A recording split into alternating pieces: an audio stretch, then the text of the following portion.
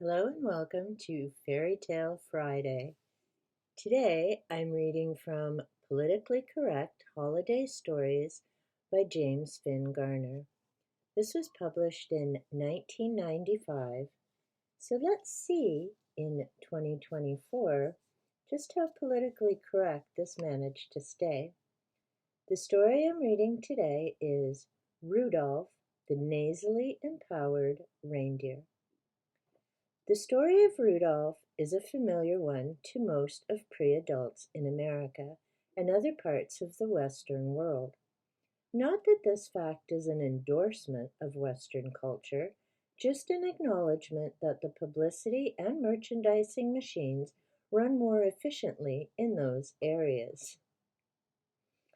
A side note, because I did work in a public school where we had a number of students from other countries, yeah, they didn't even know about Rudolph and some of the fairy tales that we take for granted. So I don't know if that's about merchandising or it's just they have fairy tales from their own countries, which would make sense. While the image of an eager young reindeer cheerfully giving his all for Santa Claus might be useful to department stores and jingle writers, the truth of his story is more complicated. It's true that from birth, Rudolph was a unique individual, that his luminescent olfactory organ made him different from, but not inferior to, the other reindeer in his age category, and that they often maliciously taunted him about his supranasal capabilities.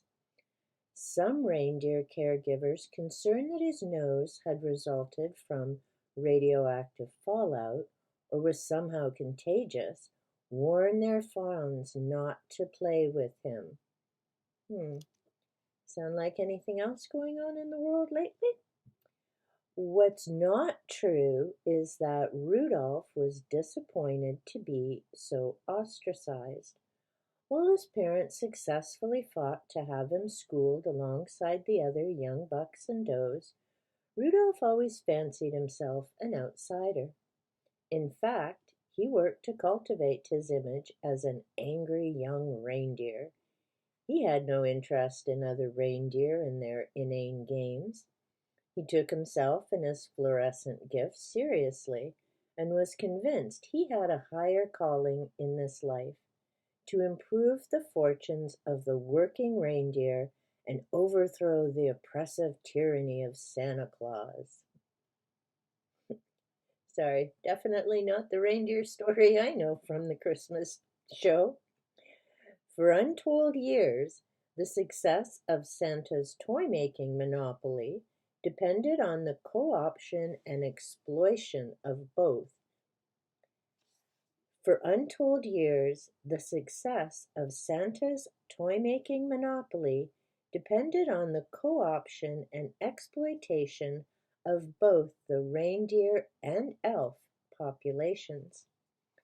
To this end, his most important criteria for the reindeer and his team were strong legs, a 10-point rack, and minimal gray matter. The fact that he only recruited bucks for his team and excluded the does is cause for more outrage. Santa insisted it was to protect the morale of the enlisted bucks. But unfortunately, in Rudolph's time, the does were still awaiting their liberatrix. To Santa, Rudolph was one of the Northland's most dangerous creatures, a reindeer with a brain. He had seen a few during his years at the pole, but there was something about Rudolph that made him especially nervous. It might have been the deer's standoffish attitude, or the rumors that he was organizing meetings with other reindeer late at night. Santa also sensed a charisma in Rudolph that, if not kept in proper check, might disrupt his tidy little enterprise. Well, maybe some of this is still politically correct, considering current events. And so it was that on that fabled foggy evening, Santa found himself in a bind. Harsh weather conditions left him unable to exploit the aerodynamic talents of his team. He had, of course, flown them through all sorts of dangerous weather before, with no thought of the deer's physical strain or mental trauma. But on this night, the weather was so tempestuous that the bearded slave driver was fearful for his own safety and for the insurance headaches that a crash at his own toy works would certainly create. Although, sorry, although Santa had known for years about Rudolph's gift for incandescent dissemination, he had not called special attention to it. In due time, Santa selfishly calculated a use for it would arise, and until there was no need to tip off how valuable Rudolph's skill might prove to be. That moment had finally arrived. On that foggy night, he sought out Rudolph among the herd and, wearing his humblest and most pleading face, asked him, "Rudolph, with your nose so bright, won't you guide my sleigh tonight?" The young reindeer looked him over carefully. After a few moments of silence, he said, "No." Santa blinked a few times and repeated, "No." The herd could scarcely believe its ears as well. "No, not without concessions," replied the creature, who happened to be antlered. "The days when we jump every time you whistle are over." "What are you talking about, concessions?" blustered Santa, who hadn't planned on this twist. "This is your big break, your chance to join the team. This is the life's dream of every young reindeer." Rudolph laughed. "This is starting to sound like A Star is Born. Next you're going to tell me, 'Kid, you're going out there a nervous young buck, but you're coming back a star.'" The herd all chuckled at this remark. Perhaps such a gung-ho speech was all too familiar to them. Santa reddened, realizing he'd made a tactical error in approaching this young firebrand in public. He said, "It's cold out here. Why don't we talk this over inside my chalet? I have some very good moss and lichens just picked." "I'll eat what everyone else eats," countered Rudolph. "And whatever you have to say to me, you can say out here." The other reindeer were watching this face-off with great interest. For years they'd treated Rudolph with suspicion for all his bold ideas, but now he was bravely sticking up for them at the expense of his own career. Some shouted encouragement, while the more reactionary deer grumbled about not rocking the kayak. Santa began to feel some pressure as the minutes ticked away and the fog grew thicker. Finally, he asked Rudolph what his demands were. "You work the reindeer too hard, with no consideration for our families," Rudolph said. "We want a guarantee of no work on holidays."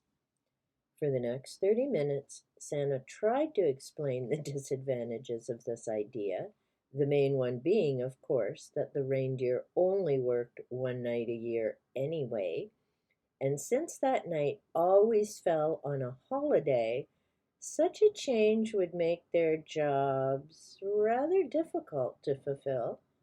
Rudolph eventually agreed to table the issue for the time being. Checking his watch, Santa was starting to sweat, even in the Arctic cold. "Could we speed this up? Or maybe forge a temporary working agreement that we can make permanent after Christmas?" Rudolph snorted in his face. "We weren't born yesterday, Claus. No contract, no flight. If Christmas doesn't come this year, who do you think the children will blame? The reindeer? The weather? The Interstate Commerce Commission? No, they'll blame the overfed guy with the red suit." "No, They'll blame the overfed guy with the red suit. If you've ever worked somewhere with a union, I'm sure some of this is starting to sound a titch familiar. Santa imagined the public relations headaches